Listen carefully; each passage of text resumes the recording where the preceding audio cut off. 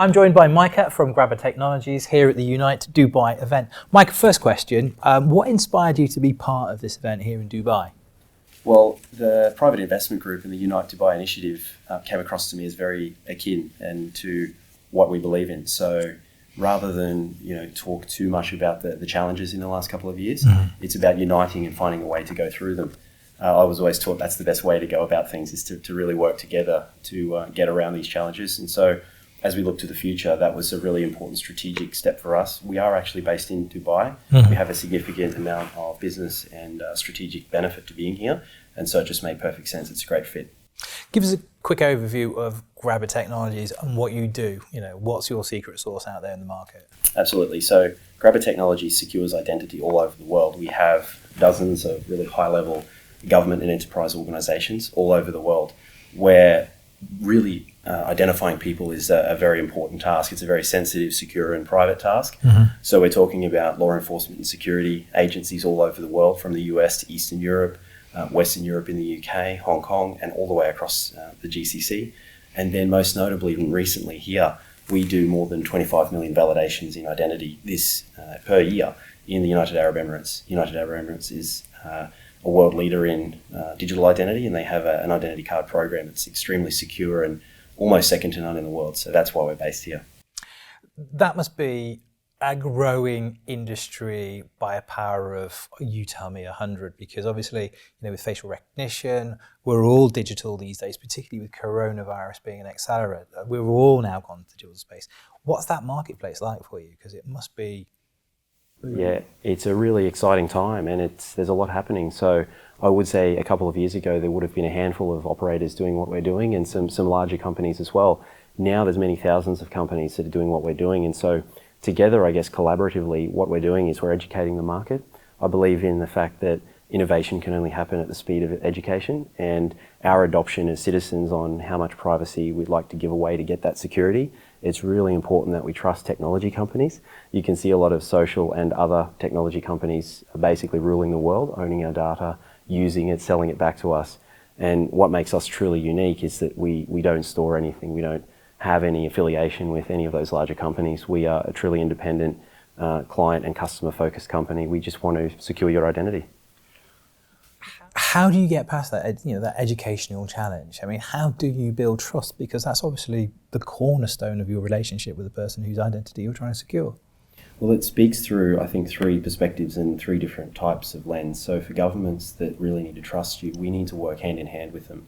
And so there are more than 100 governments in the world that have a sovereign identity program. So we work with some of the key players in those industries and within those government departments to certify our operation, to certify our software, to make sure that our hardware is in their hands.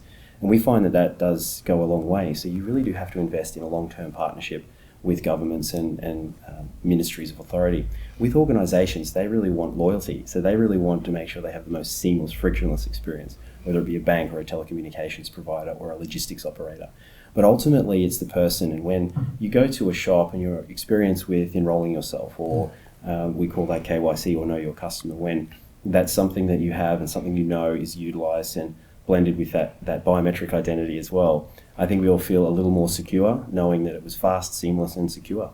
And so it is a challenge, but it's definitely our forte. We like turning complexities into simplicity, and it's hard work, but it's very honourable work, certainly in terms of securing the world's identity.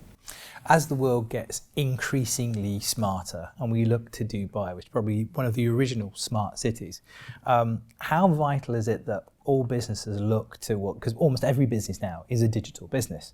So it doesn't really matter what industries that they're in. How important is it they look to their biometric and their cybersecurity issues? Well, I think it's vital. You can see with a lot of the, and I hate to say it, but the attacks that have gone on around the world with data being used almost as a pawn to be able to trade off privacy, and we don't want to see that happen in the world. So I know that there's a lot of enterprises out there that aren't ready for it, but are really trying extremely hard to accelerate their digital transformation. Regions around here, I know across this region particularly, digitization is a huge initiative and a huge drive. Every business should be investing a heavy amount of assets into and capital into digitization. And it doesn't just center around the identity of the team, so protecting your workforce, or protecting your customers' information. It's really that whole ecosystem, because if you have security by design within your architecture, within your enterprise system, you won't be able to fail later. So if you just stay ahead that way, and we certainly bring in a lot of deep technology and machine learning in terms of immutable logs and being able to audit trail everything, so that we make sure those nasty future anxieties don't exist, at least today anyway. We talked about Unite Dubai, and obviously this event tonight is also in partnership with the World Humanitarian Forum, and you said it gelled with many of the things that you believed. Just tell me, for my last question, what is it that you believe? What is it that's dear to your heart about making the world a better place?